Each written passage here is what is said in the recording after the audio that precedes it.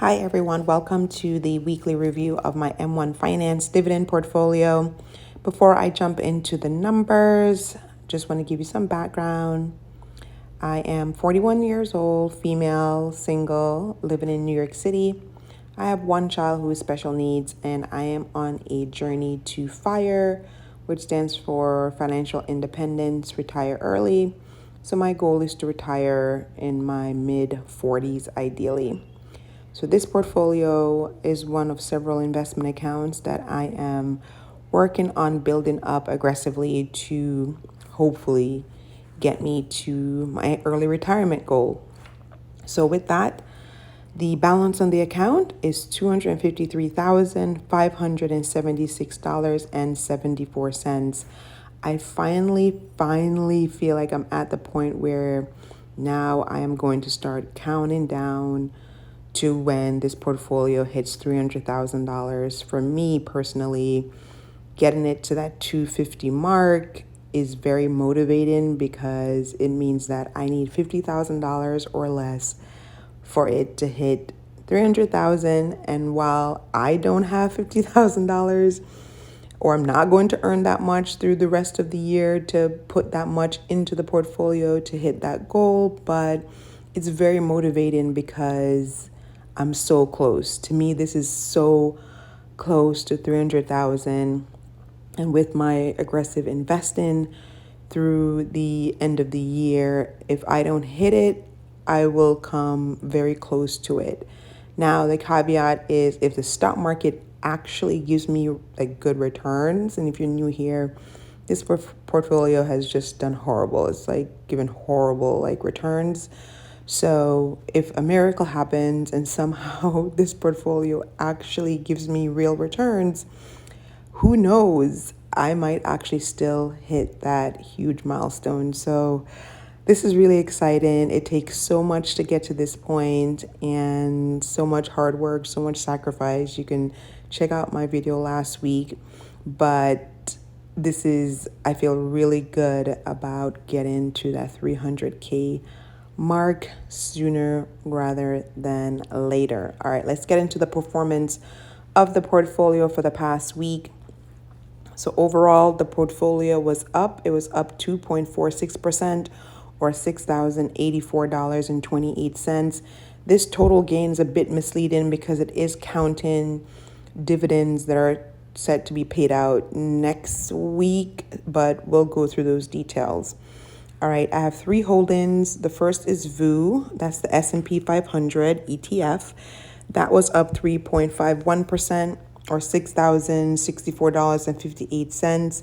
The S&P 500 hit all-time highs, so I'm very happy to see this very lucrative return in a single week. I've never seen that high of a return in a single week from this holding, so that was really nice.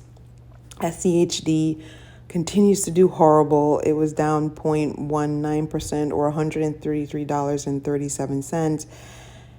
This ETF is definitely being a drag on my portfolio, but I do like the dividends that it pays out. So for now, I don't plan to sell any portion of it, but I'm not adding to it anymore.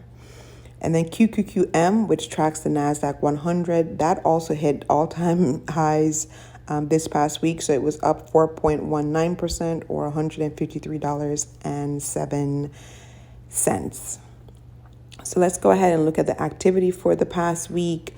So starting on June 23rd, I put in $100 and I got one buy. It all went to VU and I got 0.18 shares. And then on June 27th, I put in $300.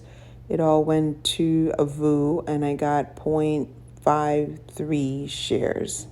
So for the past week, I put in $400.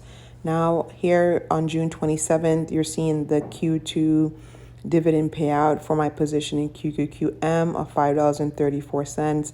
That's going to trade next week. So we'll talk about not just that dividend payout, but the dividend payout for SCHD and VU as well. So stay tuned for that.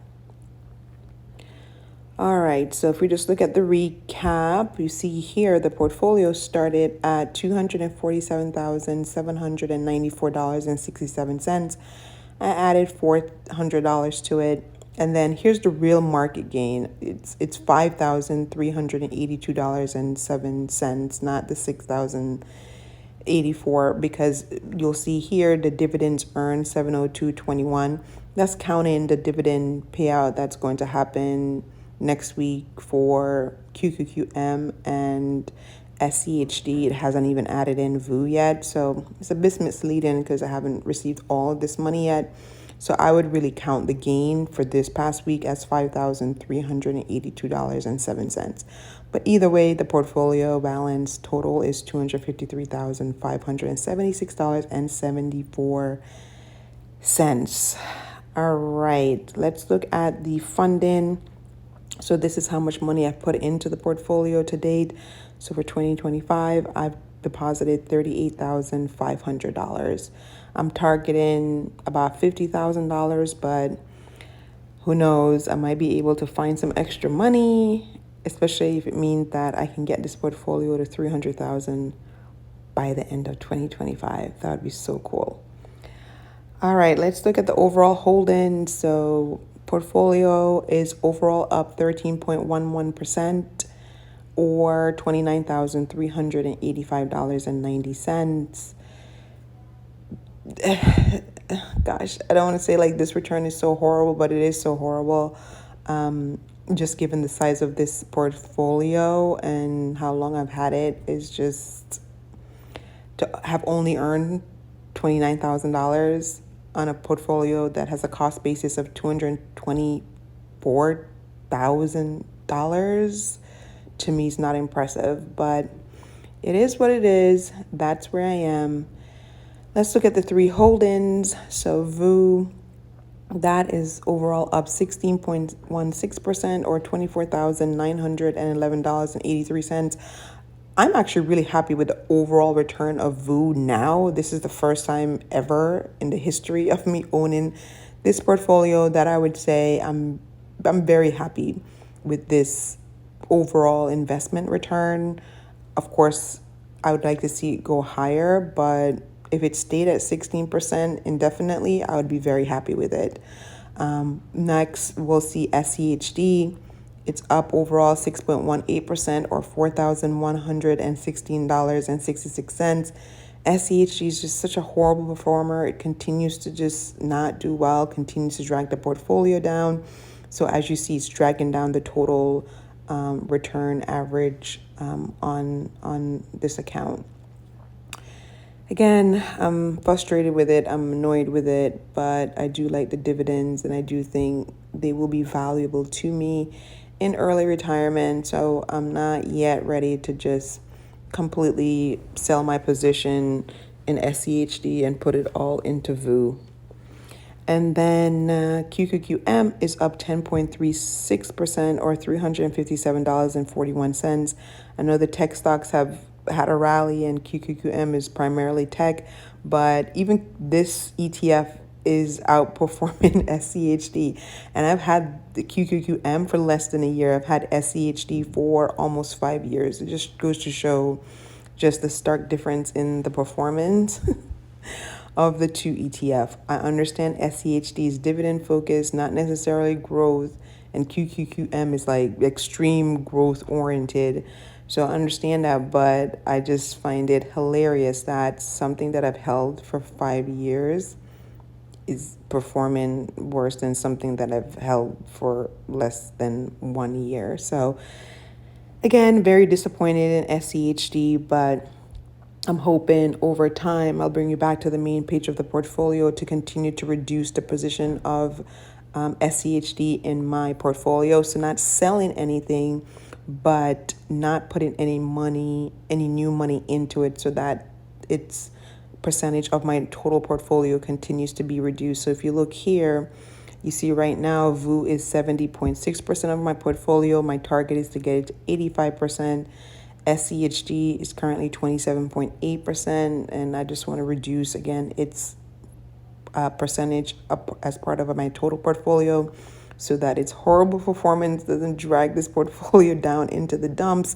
I want to get it to 14%, and then QQQM. It's currently at 1.5%. I want to get it down to 1%. QQQM, I'm still on the path of I'm going to sell it this year. So it might not be in the portfolio at all, but I don't know. It's kind of bouncing back. I'll see how I feel at the end of the year and what I want to do with it for 2026. But I know 100% I want the overwhelming majority of this portfolio to be VU, and I want it to at least be 85%. I might even bump it up to 90% once I hit 85%, but obviously I have a long way to go before I'm able to invest enough money to get VU to be 85% of this portfolio. All right, that was a lot. So I wanted to give the rundown there. And then just for you to know, next week, I put in a $100 transfer, and with the QQQM dividend payout, the total that's going to trade next week is $105.34. It's going to be higher than this because my SCHD and my VU Q2 dividend payouts will happen next week. So next week's video is going to be all about the Q2 dividend payouts, like how much they were and where they got invested. All right, but again, this is a really exciting milestone, $253,000. Pending there's no major market pullback next week. I'm just so excited to really push as much as I can where it makes sense to see if I can get this portfolio to 300,000 or very, very close to it by the end of the year. All right, that's the update for this week, and I'll catch you next week.